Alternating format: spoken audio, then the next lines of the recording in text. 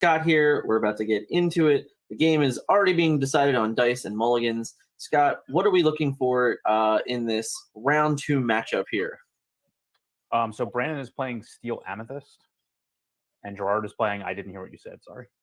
It's looking like Amethyst Emerald. So okay. I can see it now. Yeah, we were trying to get caught up on the information. Gerard on left is playing Amethyst Emerald, and Brandon on the right is playing Steel Amethyst. I believe it's the opposite, but it's okay. Okay. From my vantage point. No, I guess depending on how you're looking at it, that's very fair. So we're going to have this matchup. We're going to get into it. We can check out as they're talking through the mulligans and discuss a little bit here about these two decks in general. Now, the Steel Amethyst is definitely a deck that we have seen a fair amount of being reported, the last couple weeks, and even leading up to the full release of the game. So it's no shock that a more refined version of this now exists. Yep. Turn 1, we ink Tinkerbell Tiny Tactician passes. Yeah, let's get into the gameplay. I couldn't see what that was very quick. So again, we have very speedy players on the plays here as they're making their decision points. We do have a Magic Mirror early. So Scott, tell us about Magic Mirror. It's a great source of card advantage as the game goes on. For exerted, draw a card. In most control mirrors, it's going to usually decide who keeps that card in play. So any steel player has an advantage in these type of matchups because they can destroy it usually depending on what type of removal they're running. So I anticipate that will not last the whole game. So right away, he's going to play Maleficent Sorceress, which immediately gains you back the card that she was used to play with. So she's a great play for both players on turn 3. Agreed. Yeah, I mean, they're obviously Gerard and I are right here. Having the mirror already out, we'll see if he gets to use any of it before the impending beast. We do get the traditional tap my Maleficent to sing Friends on the Other Side. Pretty great tempo here. They're moving very quickly. I think they both understand that control mirrors can go the distance in time. So if you can play speedy, all the better. Yeah, agreed. So I think it's a pure mirror then on both sides. They're both playing Steel Amethyst. Is that correct? I'm confirming now. Actually, it's harder to find Gerard's deck. I saw steel cards in his hand, so I'm pretty sure he's playing steel. Yes. All right. So it is a straight up mirror match for steel. I'll take a look. We'll get a little bit deeper here. It looks really close to similar. There are some differences in the end game. I will say that, okay, we're both playing Beasts. We're both playing Tinkers. Both playing Elsas. Jafar, Keeper of Secrets, looks to be a key difference between the lists. So some different variations of that. So really, we're all purple right now. Yeah. In the early game, clearly we're just trying to keep up with the cards that are being played. The Magic Mirror is easily being used because there's really no pressure not to continue to draw cards at this stage of the game, considering what's on the board. I'm curious if he will choose to trade Maleficence here, given the one that's exerted. Right. I'm pretty sure this will be the last turn the mirror is actually able to be used, so I'm curious if he'll use it. I mean, given that he knows his opponent is also playing Steel, I would expect Beast to come out next turn. So I'm pretty sure he probably will just use the mirror here. There's a solid 4 might as well beast. use it before it gets destroyed.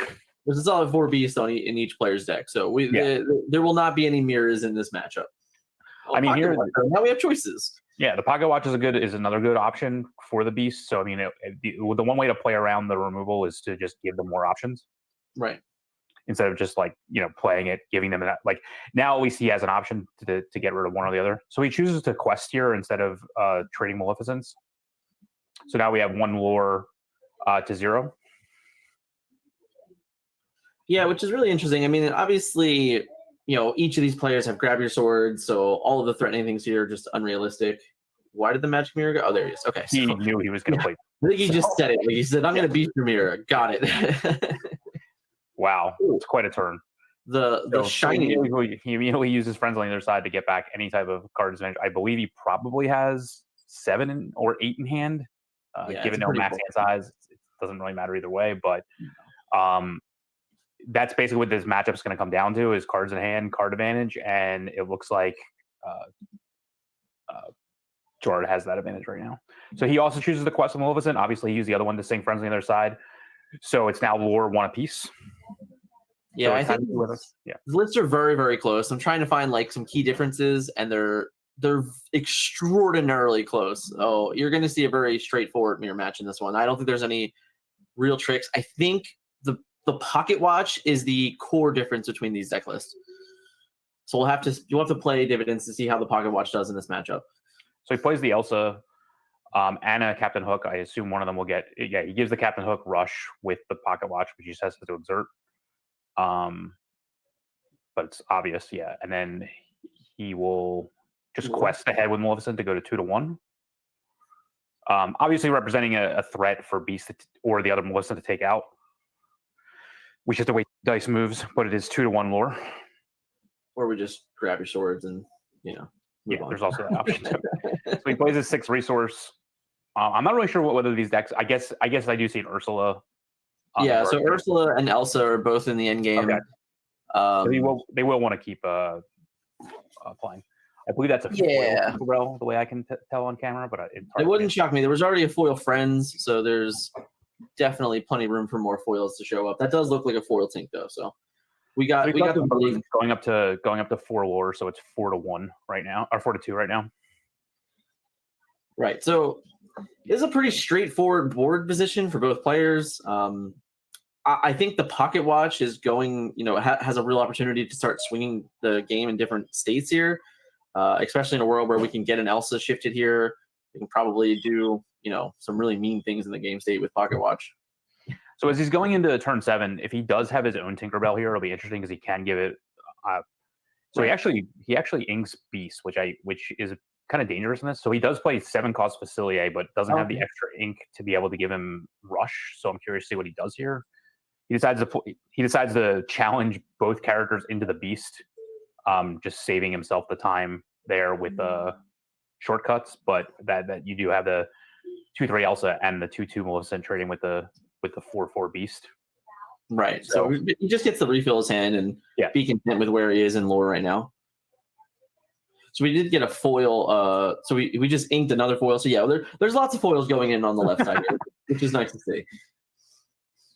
So Facilier does represent a threat to the Tinkerbell. So he's just going to sing, grab your swords, and he smashes and sings grab your sword. Again, these players are taking a lot of shortcuts. I think they know each other and know each other's. Yeah, the lists are really similar. The play pace is very familiar. So I would argue that that's very true. So we have a Jafar here. It has 4 strength, I believe, currently. Yeah, and he had quested with Maleficent, so Cooler is now 5-2. So there's a lot of board and lore advantage going on for Gerard right now. So it's gonna depend whether or not Brandon can actually play something of value with the pocket watch being in play to get himself into this. I mean, his characters are always going to have essentially a turn up, except for if he was to play an Elsa here or something like that he just doesn't have the lore to be able to do both in one turn. But in the long run, his characters are going to be able to act a turn before. So we'll see how that goes. So he does play the big Tinkerbell here, which is obviously a key card in the matchup. So now he can give it Rush, which I assume he'll do. Yep. Right. And swings it into the other Tinkerbell, uses her ability to do 2 damage to the Maleficent. So yes, that leaves Tinkerbell vulnerable, but he's essentially going to get a 3-for-1 here out of it regardless. Yeah, exactly. So that's a huge play. I mean, even if he does choose to swing the Jafar in, it's still going to be a 3-for-1 in the long run, and that's one way. I mean, we saw that Gerard had a lot of early card advantage, like pure draw, but on the flip side, Brandon's able to use his cards that are in play to gain back that card advantage. So we'll see what happens here. Yeah, so we're still deciding whether or not to trade with Tinkerbell or go way ahead on lore. So he does decide to trade directly with the Tinkerbell instead of allowing the trade. I assume her ability would be too powerful to allow her to make the decision. So Ursula is one more down. Right, we get a lore gain there. So Brandon goes to 1. Yep. Gerard goes to 6. And this is kind of where we're going to be very interesting because the Ruby Amethyst deck has a lot of spot removal and trading for 1-for-1s, whereas the Steel Amethyst, you don't really have those things. You're much more reliant on your pocket watches and things like that. So it'll be interesting to see how they start battling each other with these much bigger endgame characters. So he plays the Maleficent Sorceress just to gain back the advantage, but Ursula has such a huge amount of lore gain that it's going to be tough. So the Beast comes down, destroys the Pocket Watch, which I think is going to be a huge play because that was really Brandon's source of being able to keep the card advantage, and he plays a Magic Mirror. Yep. So now even if Brandon does play his own Beast, it has a target. So now he does quest with Ursula as expected to 8-1 on the lore. Yeah. I believe so there's a lot of work that Brandon needs to do to get back in this game at this point without a Pocket Watch and without his own Magic Mirror. Right. The early card advantage that Gerard gained just was too hard. Is just very hard to overcome. So he does, as assumed, play his own Beast to try to slow down the bleeding of the card advantage. But Ursula's 8 willpower is pretty much going to be very dominant here. Even right now, you have only 6 strength into an 8 willpower. You're going to have to find other help other way. By making this lore trade, getting the lore is great, but now the Beast can just trade into it, which makes the Ursula even more dominant. Yep. 8 willpower is a very, very fine stat for that card. Yeah. So he quests with Maleficent, so it's now 8-2. But I mean, yeah, that's exactly what I figured. He's just going to gain 5 lore here to go to 13. So it's now 13-2. He's just going to Ursula again. Yeah. Because there's no be prepared. Once again, you don't have answers to 8 willpower cards very often. So Ursula reduces the lore and draws him a card, and quest for 3 lore. So I mean, now we're representing lethal. He's representing lethal, yeah. In like a very big way. Yeah.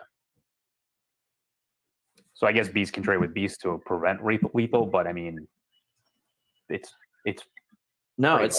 lethal with Prince. He has to be able to get rid of Prince. Yeah, it's true. Yeah. It's true. So right now, this is like game in the hand.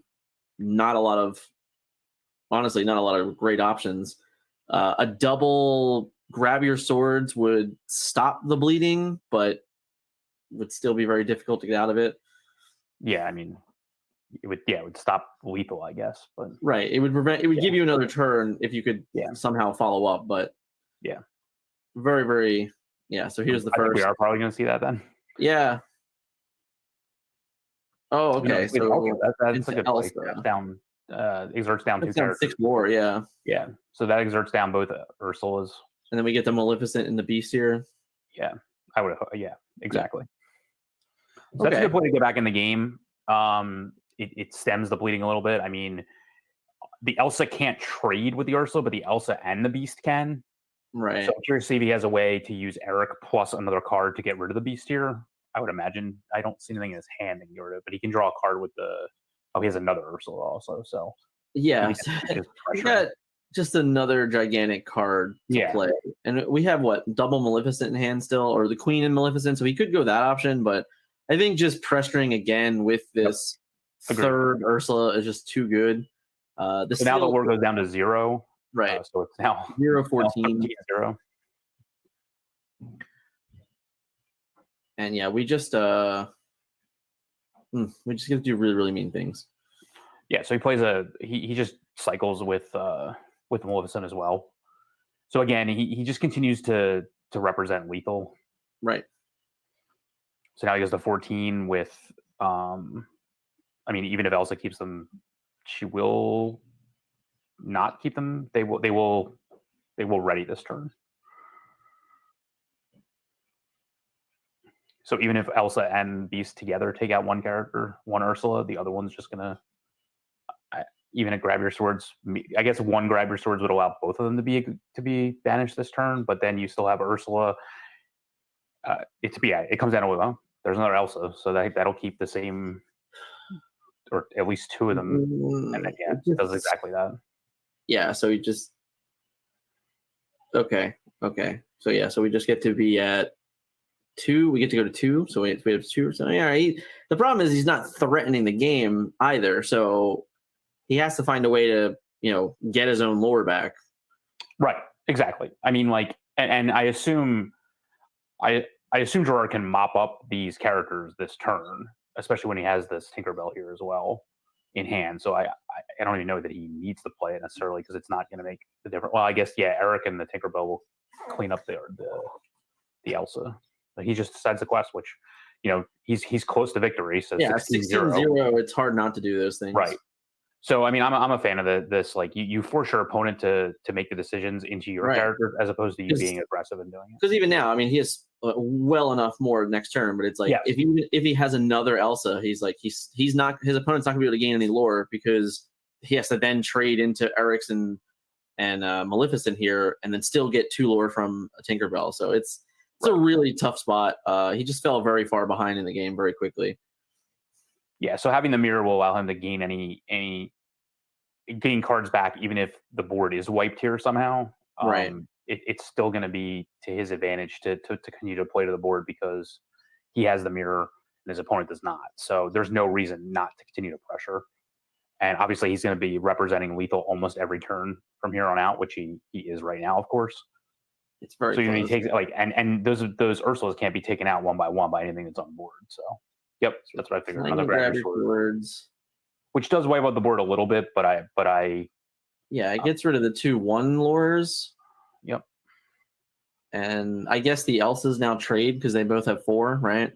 Yeah, so he swung both Elsas into one Ursula, leaving one, and then he trades the beast into the other.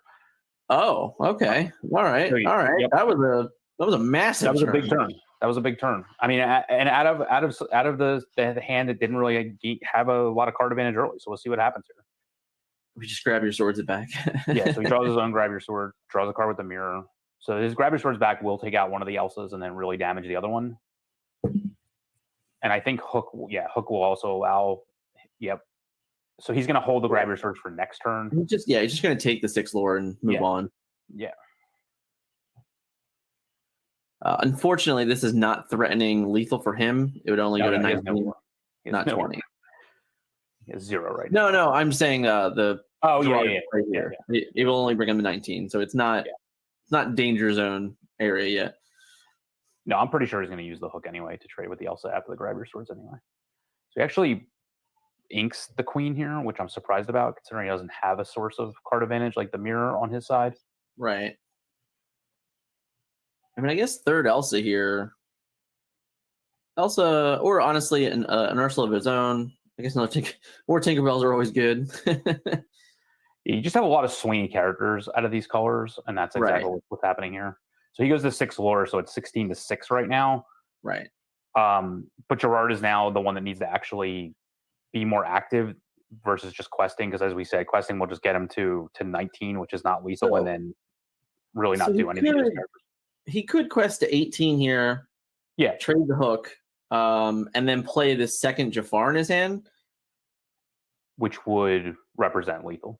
Right. So his opponent would have to have an answer to the second Jafar. The grab your swords doesn't really do anything on this given turn. It cleans up. I guess drawing Elsa is pretty good too. If he can just play Elsa, I'm not sure exactly if he has the resources for that. I mean, the grab your sword will clean up the one Elsa, and then the hook will clean up the other Elsa. So I think he'll probably take that line, I would imagine. He does quest to 18 as expected. Right. Because you're forcing the challenge into that Jafar regardless. So, okay, so he actually plays the Jafar to represent the lethal here. And yeah, it does use the hook to take him out. So he doesn't use the grab your sword. So now it's again, the decision is back on tempo-wise. Not using the grab your sword does keep 2 cards in his hand for trades if that's what happens also. That's also true. Yep. So yeah, he had no way in to take out the other Jafar. So he goes from 18 to 20 on his own turn and has no out of hand way of dealing with it. I think that's as we've talked about in the past, that's the difference between playing Steel versus Ruby. So Ruby would be able to have numerous ways of taking out that Jafar before it was actually able to quest, whereas Steel typically would have required 2 cards to do that, and he just didn't have the answers. Again, he could have delayed it with another Elsa type effect, but he didn't have that. So yeah, I was curious. I was looking over the list just to see if there was any like freeze or anything like that. There was neither one of the players are playing a card like freeze. Gerard has 3 Elsas versus Brandon, who has 4 Elsas. So he did have the ability to draw another Elsa if he could have found one. But that also goes back to that conversation of maybe the turn before playing Queen over playing Tink as ways to continue to dig. Because where his opponent was at that point in the game, he would have been drawing 2 cards a turn, had to keep trucking through and getting more and more resources. But in the end, like, you have to find ways to answer it every turn. Else is a great way to, like, in some fashions, time walk your opponent. But at that point in the game, it would have literally been, I need to play Elsa for the next a million turns. Yeah, any threat that he plays that has 2 lore, which like the Jafars do, any of his other big characters do, just represent lethal on the board that's hard to deal with. So for the mirror match here, what do you think you'd have been searching for in the mulligan? Any card draw, obviously friends, mirrors, beasts, queen, anything that draws me cards over my opponent. He does roll the pocket watch here, which is surprising, but I guess he figures his opponent, he might not have enough items to soak up beast from his opponent, so he figures he might as well just put in the inkwell. He might just, also depending on what the hand looks like, ink just might be hard to find right now. So I really like the big Simba here because in decks like this, you have so this allows you to find those inflexible answers more often. Like, this combination also can end up with a lot of uninkables. Right. So in specifics, like, these lists have actually pretty low counts on uninkables. Ironically, they're both at 14. So, but I've seen versions of this deck that have up to 20 and 22. So playing out the 3-cost Tinkerbell always represents being able to play shifting out the large Tinkerbell on turn 4. So I'm curious to see whether or not, I would imagine there's a friends coming here from Maleficent, and probably not playing anything, obviously, that would get smacked around. Oh no, he does. No friends as assumed. We do the the usual. He does play another Maleficent, so like a big Tinkerbell here will wipe the board, but you're not really losing the card advantage because you drew cards off both of these. Yeah, he's just gonna he does have the Tink already. Whether or not I think playing it is fine here. You just clear the board and you threaten all that you're threatening now early on. So you just get to like literally remove everything on the board. He's just making shortcuts here. And then you just also have the Zimba. So you have a 3 lore board. It just looks like he's not going to even ink with Zimba. I guess he's afraid of Rafiki. And he didn't quest with Simba there. Probably fearing some type of rush character. Or I can't imagine what else he would have. Rafiki or Zeus is my guess. Yeah. So he rose the Beast, which is surprising given the nature of the matchup. Plays out his 3-cost Tinkerbell's very similar. Right. Again, he's only 1 turn away from being able to play the giant Tink by herself, but now you'll have... So you can shift and do multiple things. If you shift, So he draws a mirror. I imagine that's down relatively quickly. I think he's trying to decide whether or not he can get rid of that Tinkerbell out of hand, and all I see is a smash, so he can't necessarily... Yeah, it's not... 4 health is it's a dangerous number when you can't do other things with Tink.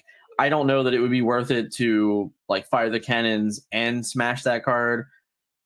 He decides not to quest at all here, and doesn't play an ink, I believe, either. Right. So that's just the if I have mirror, if I'm playing mirror that turn, I think I'm okay with like taking the trades, right? Like the entire game is going to be based on these trades anyway.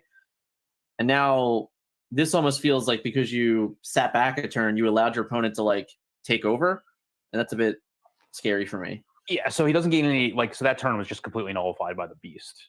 Right. So it just comes down to whether or not he wants to trade the Tinkerbell for the Beast here in the long run, not immediately, but in the long run. Yeah, he keeps staring at that smash, like praying that it was going to turn into 4 damage. So he passes here with, it looks like Beast in hand and some other characters that aren't really going to affect the board immediately, although now there is a target. He has like a very large, big end game. Yeah. He has the Elsa in his hand. He has the Ursula in his hand. He had the Beast. I didn't catch the last card yet. But now at least he feels like he's going to get value out of it. But his opponent was also able to mirror and draw a card off of it already, so it's not going to feel as bad. Yeah, agreed. The characters just stare at each other because the trades are not very favorable. So yeah, we have the Beast as expected from the other side, and continuing to pass. I assume. Yeah, he just doesn't want to. He doesn't want to lose that Tinkerbell 1-for-1 with the. Technically 2-for-1 with the Beast because it's shifted. It's pretty good. I guess Plays when another mirror. all you guys are doing is just passing turns back and forth, the player who's Yeah. drawing more cards will be in a better position. Or yeah. Although 2 Elsas might be in a better position, but he's gonna. He has an inkable card in Smash, I believe. Yeah, I think Smash is his only inkable card. And he has. We just passed. Looks like 6 ink, so he's not gonna play the Smash in order to play the Ursula. Right. He's also not gonna play the Ursula because he can't even get advantage off the Ursula. He can't take a lore away and draw a card because there's been no lore gained in the game so far. Do you have to take the lore away to draw the card? Okay. You draw a card for each lore you take from the opponent. Yeah, that makes sense. So it's not just pure draw card. Yeah. Correct. So again, we're just playing characters and passing. I mean, it's pretty. I was going to say, grab your sword will be very good here because it'll actually probably move the board along a little bit. Because if the characters are damaged, then your smaller characters and better trades. If so, like, he doesn't. Yeah, I was wondering if still able to use it. I was wondering if this is the turn where we decided to start trading some damage around now that we have the grab your swords. So he decided to grab your sword with Beast. Right. To save himself, not having to use everything. So then, yeah, everything gets 2 damage. The Melissa gets taken out. And only having the Beast exerted means that if Brandon wants to swing back, then he has to lose a character. So he decides to smash the Beast as well, which leaves only the Tinkerbell in play. So I think I would have a lot harder to take anything out with what I would have considered smashing the Tinkerbell instead, because now you're leaving yourself vulnerable to shifted Tinkerbell shenanigans. I mean, she has 2 damage on her, so like he can't really swing. Well, yeah, but you can shift in, take out the Zimba, and then take out the other Tinkerbell. Yep, that's true. Because the 1 damage when she comes into play. Yep. Right. So this could be these next couple turns are going to really showcase the rest of the game. He does get to take a lore back here, so he gets to draw his card. But it'll be interesting to see how the next couple turns come out, because it's very much a grind of the game. But the Magic Mirror has the ability to truly just say, "I'm going to outcard advantage you." So Ursula brings it down to 2-0. He's not gonna either use the Tinkerbell ability or put her in any vulnerable position. She can't really trade. I mean, she could trade with the Simba, but I mean, that's not. I mean, then you just leave yourself vulnerable to Tink just taking it out and getting 2 damage somewhere else. So he basically just passes on using the Tinkerbell at all, even for its draw and discard ability. Right. I think now Elsa could be interesting in kind of taking over the game again, where you can Elsa the opposing Tinkerbell, run your Tinkerbell into it, get some free damage on Ursula, and do some more things there. So he quested for 4 to go up to 5. He just or to go up to 6. He hasn't moved the dice yet. Yeah. And then he plays Tinkerbell to do 1 to everyone. So the lore is technically at 6-0. He just hasn't moved the die yet. Actually, it would be, I believe, 6-1 because Ursula. Oh no, I'm sorry. No, yeah, just 6-0.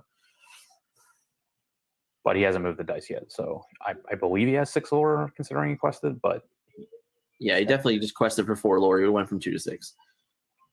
So I assume Elsa, will exert down the 2 Tinkerbells, and then Ursula just quests to gain 3. So now it should be 6-3. Yep. We are up to date on stream, just not on the map. It did look like he finally slid his dice up there. Somebody moved their die eventually. Yep. All right, so we have tap down Tinks and just the 8 willpower Ursula hanging out here. There's a lot of a lot of back and forth here, and a lot of true restraint from players not trying to lose a step in any type of way to a Tinkerbell play. So the Beast taking out the Magic Mirror is big here because there goes the source of card draw, right? For that side of the board. It's going to depend on whether or not Brandon chooses to take out the Tinkerbells on his turn or just continue to use them to gain lore. So the Simba's able to challenge, and so is the first Beast. So we'll see what happens. Yeah, that's what I would do too.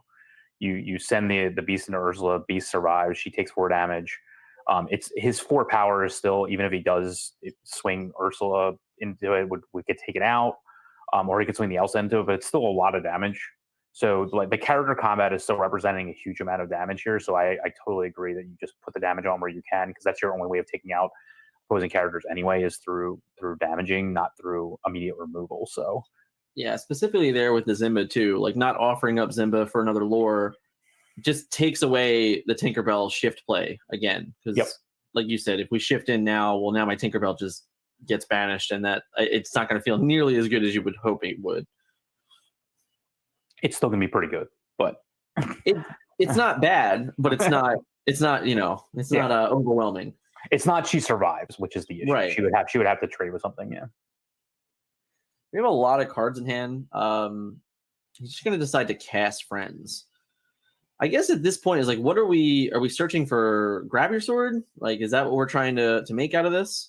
No, I don't think there's anything specific he's looking for. I think he's just trying to draw as many cards when it's optimal and when there's the opportunities to. But yeah, he does play Grab Your Swords. So it takes out the Simba, it takes out the beast, it puts 2 damage everywhere else to where there's 2 for him. Okay. He's just all right. So I think he played a second Grab Your Swords by singing with Ursula. Yeah. Okay. And then quest with Elsa. So we just so took we're now out at 6-all with the lore. So now it's going to come down to whether or not Gerard has any answers to this board, which something like single Grab Your Sword is not going to clean it up. No, but he has double Elsa. Yeah.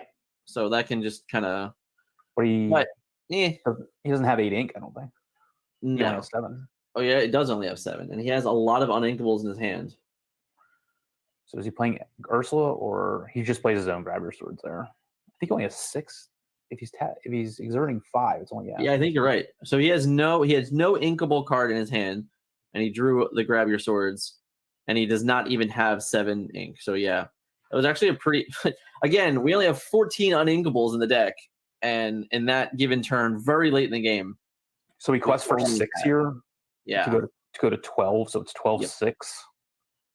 And the Elsa and Ursula still represent giant threats. So there's absolutely no reason, which I totally agree with, for him to really play anything other than card draw this turn. So he starts out with a Friends. He might play something minor. I guess that's fine, but I also like just playing another Ursula would have been good too, right? Sure. He can play it. Yeah. Okay. There we go. So he takes away a lure to go to 5 and draws a card. Well, because now you're also represent lethal here. Yep. So exactly. Your opponent has to have a way to get out of this. Yep. And drawing the other Elsa was not it. Yep. So that was a matter of not drawing too many uninkables. Yeah. And a lot of your uninkables just they cost a lot. I didn't see what he mulliganed if he kept a lot of that stuff in his hand, but that's really what that represented here. I think Brandon's early game draw, where he just kept cycling the Maleficence, played Mirror, and drew with it when he could. He just took the ability to draw cards whenever he had the opportunity to. So then in the late game, he always had ink, always had threats, and just allowed his opponent to not misstep, but to not have ink. Right. So that he played threats early that drew him cards, and then had more cards in his hand in the late game. So this game, the round now has about 16 minutes left, like 16 and a half minutes left in the round. I'll be interested to see if anything gets done differently. Like in this game, there was a lot of waiting around for lore, a lot of I don't want to make my trades and things like that. If we end up going to a time situation, this could be a very difficult avenue for one of the players that are being a little more hesitant.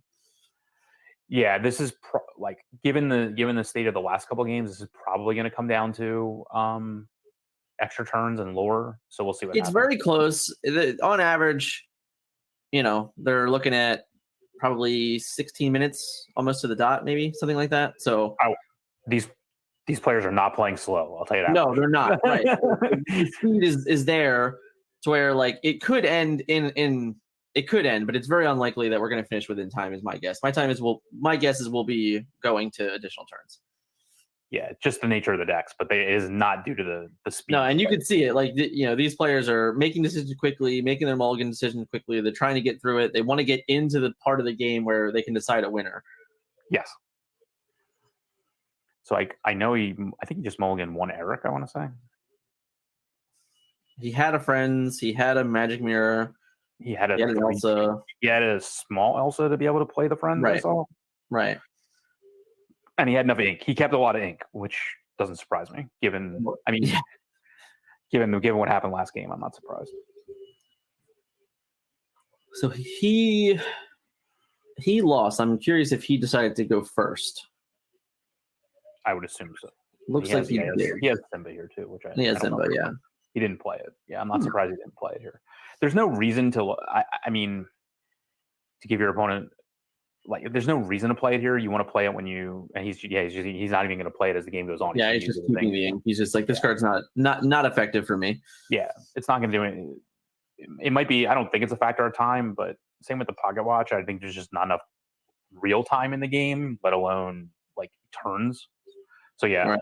Plays a 3-drop, which we knew there were going to be 3 drops coming out. I assume there's going to be a Maleficent Sorceress coming out on the other side here. That's the best way to play this deck. Yeah.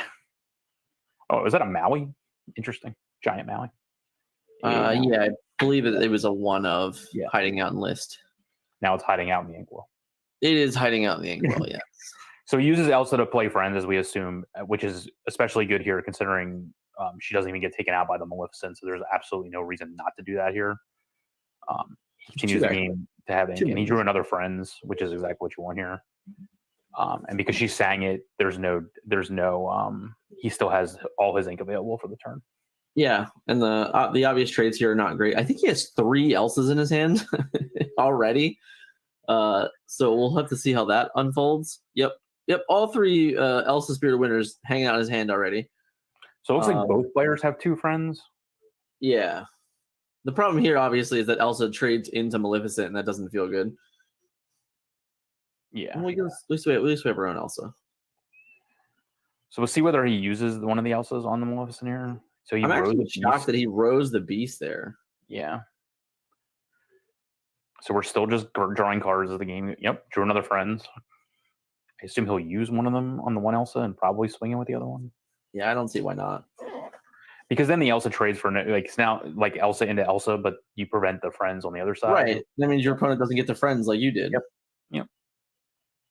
So that's exactly what I would have done as well. I agree with those plays. So it comes down to whether or not he wants to use the Elsa or just continue to use friends. I mean, just looking at his hand, I think you have to make this play, right? Like, he needs to find what cards that he can ink to even get to be able to play these bombs in the end. Well, the grab resource here will be 2 for 1 regardless, which I think he'll probably. No, he just played Jafar. Well, that guy has a lot of strength. I'll tell you that much. Yeah. When you play 2 friends and a Maleficent in the early game, that guy's pretty giant. he's like 6-7 power right now, at least. He's pretty big. He's the best pocket watch target for this deck for sure. Yeah, for sure. So as we have 2 control decks here, no one's gained lore yet. So we have, I think, is it a second or third friends? Is that third? This will be the third friends played by Jared. Yeah. Jared has a lot of friends. Yes. I mean, there's been 5 friends on the other side played in this game already. He's a popular guy. He's got all the friends.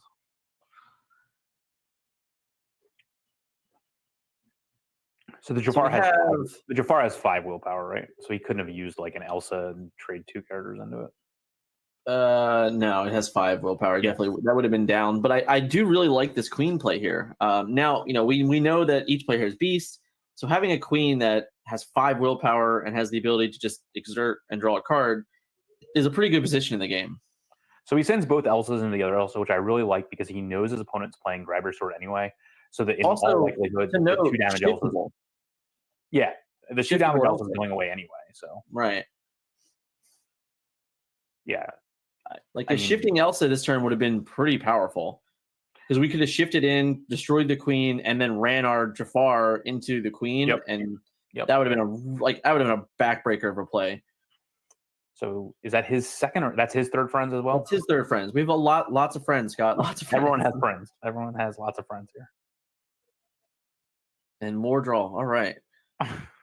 So we are at 0-0, and we're approaching the 10-minute mark. 10-minute remaining or 10 minutes in the game? 10-minute remaining, yeah. Yeah. So lots of options. We get rid of the Elsa. So it's the same thing here. I think we get rid of that Elsa so we're not being shifted into and things like that. Just keeping Elsa off the table for another turn. So the issue with the queen here is I think she only represents 1 card draw before Jafar trades into her, which, I mean, at least it's a trade, so it's not that big of a deal. But I think that's probably the situation we're in. I'm assuming that Jafar will have over 6 power. Yep. So I actually think we're gonna be okay. So we're gonna grab your swords and then run, and then run Maleficent in. So now we're fine, and now we can absolutely just use this to draw cards. Yeah. And feel pretty good about it. Yeah, what's interesting to me about the Queen as a card is because she only has one lore, there's almost no doubt you would want to draw the card over questing with her all the time. Yeah, like her 4 strength is noteworthy, so there is options where she'll end up challenging, but more often than not, I will almost always trade, my lore for a draw card, especially at this state in the game. So we have Magic Mirror here. He knows his opponent already put a beast into the inkwell. He needs to play some type of card draw to keep up here. Again, because there's literally no lore that's been gained yet. Oh, so now we have Magic Mirror and Queen. So now we have Gerard just being able to easily draw 2 cards a turn versus 1 on the Brandon side. So there's a second Magic Mirror. Again, there's not destroy all items in play, so there's no reason not to do that. Yeah, sure. And it's uninkable, so right. Like if he has the ink this turn, there's no reason not to just do it. The only thing I would have considered over that is if we played a 2-drop or a 1-drop instead. Yeah, but because again, time is ticking. We're at 0-0. We're going to almost 8:30 now left in the round. So at some point, we do have to stop drawing cards and trying to win the game, or at least put ourselves in the position to win the game. Getting 20 lore at this point and with 8 minutes left, not going to happen.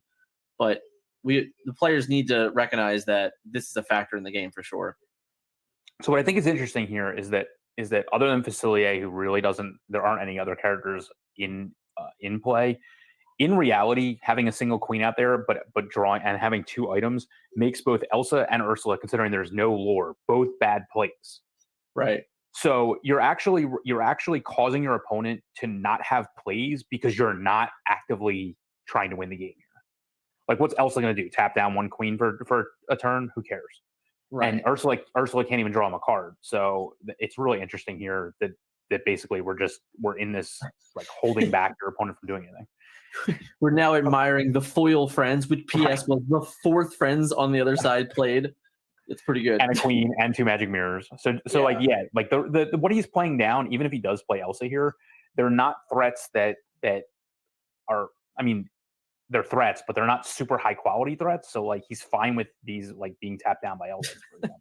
So I'm gonna be honest. I think I would have just kept the mirror in my hand. Yeah, with Jafar in play, I probably would have kept the mirror in hand at that point. Yeah, like you're never gonna get to that point. So I think I just would have left that in my head and been okay with it. So Facilier here is really, I guess he. I love that he just inks it. He's just like, this is not important. I'm going to take out all 3 mirrors. Yeah, like it's just not important. So Facilier comes in with the quest and gets our first lore of the game at 3-0. Which means the Ursula off will begin. Yes.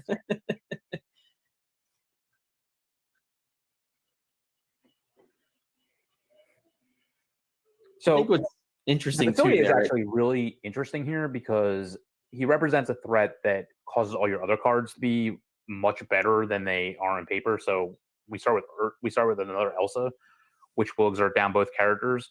So now we have to decide whether or not, like, who the first person to actually be able to start taking out characters is, and the Facilier has to be the first character taken out, right? Or else, otherwise, you just continuously get them back. So if he had the Pocket Watch here, it would be insane. It would be very good because of Facilier. I don't know how many he's playing. There's Facilier. 3 of them in his list. I don't see one hanging out. Okay. We know that he inked at least one of them. So the Queen goes down. I guess we're past the stage where her ability to draw cards is going to matter as much, just given the threats. I guess he assumes his opponent has a bunch of damage-based removal. So what's he? Okay. He also is down 2 characters. Yeah, we know for sure that he has 3 Elsas already. Right. So this is Elsa number 2. We're just going to keep doing this, probably for another turn after this as well. So, the Jafar is not able to ready. Which So the Elsa, so the Queen and the Hook can do 7, right? And that will take out the Facilier, right? And then the Facilier will not take out the Queen, right? Correct. It has 3 strength, I believe. I mean, he has multiple grab your swords in hand anyway, so it's not even. Yeah, damage is going to start flying around now. Yeah. So that starts it out, and then I guess just 1 grab your swords will technically take it out. Yep. So he sings one grab your swords. That takes out the Facilier. So now it's a question of whether or not he wants to continue to put threats in play, which we play Ursula. Yeah. So we get to take a lore down. So we get 2-0. we get on the board to 1. Yep. Oh no, I'm sorry, we don't. No, we don't get on the board yet. We don't get on the board yet. So it's but we 2-0. He has to reduce his lore down by 1. Right, but we are 2, and then we get to draw another card, which is great. However, now we have floating Elsa's and about to be a third Elsa. Yeah, but there's a point where you need to actually start taking out your opponent's characters. Like she keeps them exerted down, but she's not going to take them out. Yeah. So, and they all have 5 or more health, so like the double swords isn't going to really do it. It's interesting here. So we're going to be at 4 minutes left or so, and he's clearly going to start heading for lore. I wonder if he drew the other Elsa. I didn't see that. So he quests up to 8-0. Right. So he puts the pressure back on a Gerard to choose to quest into his Elsas with honestly worse characters. So we'll see if he decides it. So the Queen can take out one and the Jafar can take out. I know the Jafar is definitely going to take out one. Yeah, that can just that can annihilate basically anything. I think there's at least 5 cards in his hand. Yeah. So it depends on whether I want to. Oh, so he has the Eric. The Eric can't take out though by herself. So Ursula's back again, going down 7. The lore is now at 7-0. 7-0, yeah. So he can smash an Eric into one, which he may do.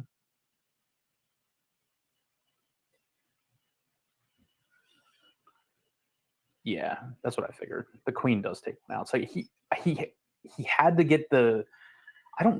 He had the quest there with the Ursulas, but his opponent's board is just more impressive with just what's in play. Right. Well, it just I guess the thing here now is there has what to can be we set up to prevent our opponent from like catching me?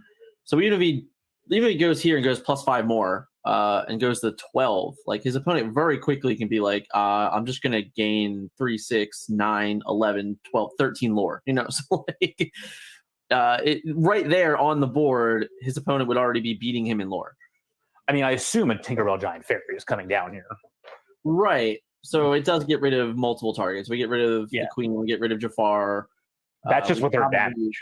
That's just with their damage, let alone the. Right. The problem is that your shifting character doesn't look like he can. He'll be able to banish the Eric. So he plays her instead of questing with her, which is fine. I mean, like, because the small Tinkerbell still represents a bunch of damage anyway. So the beast takes out one of the many mirrors that are in play. So and then he just quests. Yeah. So now so his opponent can quest for 10, but so he's already at 7. Right. So he goes to 10, but his opponent can go up to 11. And he went to 10. He went to 11 there just now, or did he? Yeah, he went to 10. Oh, I'm sorry, 11. Right. Elsa's 3. Yeah. My bad. Yeah. So we'll be at 11-1. See what's going on. So 11 plus. Yeah, he didn't tick up his dice again. He's still not lethal technically either, because I think there's only 9 in play, right? Yeah, 9. So what does Grab Your Sword do here? 9 would be lethal. Take out any money, puts a bunch of damage, but it makes the Ursulas more favorable. So I assume he'll use Eric here to trade with something. Smash takes out Tank. Yep. Which is good because she's an unexerted character, so it's easier. So now he starts a quest, I assume. Yeah. For 10? Yeah. Surprised he didn't use the Eric to take out the something there. Or is it? I mean, I guess he could have just took out Tink. It should be 10 war there. He should have went up 10. Yeah, if he quested with Eric, it should be 10. Yeah, so he'll be at 11. He was at 1. He's fine. It's 11-11 officially. Oh, now. Okay. I see it. I thought the dice go in opposite directions. I got it. Yeah. Yes, the dice go in opposite directions. Yeah, my bad. Yeah, so it's 11 all. All right, so we get an Ursula. So she reduces down to 10. Draws him the card. We still have to make a trade here. I'm really surprised they didn't use the Eric there, because I assume a Grab Your Sword's coming out and then Eric just does nothing. Yeah. Even that, like, he can just make the trade favorable anyway now. Exactly. So now Eric just basically does nothing, which is what I figured was going to happen. So now it comes down to Ken, Elsa, and he's just going to quest. Okay. So he goes to 3, 4, 5. He gains 6 to 17. Yeah. All right, we are officially in time as well. That just hit overtime now. Is that turn 2 or turn 1? That would have been his turn 1. Because okay, well, turn 0. It would have been turn 0. Because the die says turn 2. Oh, is there a die tracking this that I don't see? So if he's at 17, it doesn't matter because him playing Ursula means that the game's just over. Because I don't think Steel. He needs an Elsa here. But yeah, there's no way to get rid of the Ursula. Yeah, right? Just through damage, she's just too big. Like he would have needed Elsa to prevent, which is not. So I think even if he draws Elsa there, I don't even think he has enough ink to play her. He technically could have shifted onto his other Elsa. Oh yeah, true. Yeah, true. I'm just saying it's a real play. Yep. Like it's a real play. So Brandon does win. Very impressive matchup. I mean, it really just came down to obviously it came down to card advantage, but I think it came down to card quality as well, and the order at which things were drawn. I thought the Facilier was very good and represented a threat that had to be taken off the board, kind of out of order in a way. Like in like you don't like swinging into that guy versus other high value targets, but I mean he also has 3 lures, so I was pretty impressed with that. A pure mirror match, I think the same number of friends were played on both sides. I think the same number of it actually Gerard had played 4 and and did lose. But yeah. What I want to point out is the pace of play in that game was phenomenal. They knew they even knew the matchup very, very well. They knew what their deck was capable of doing, and they were able to play the speed that they were legitimately able to complete that control mirror within the time frame.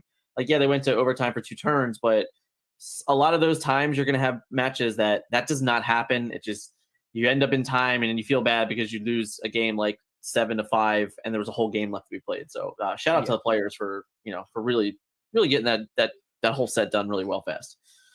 Agreed.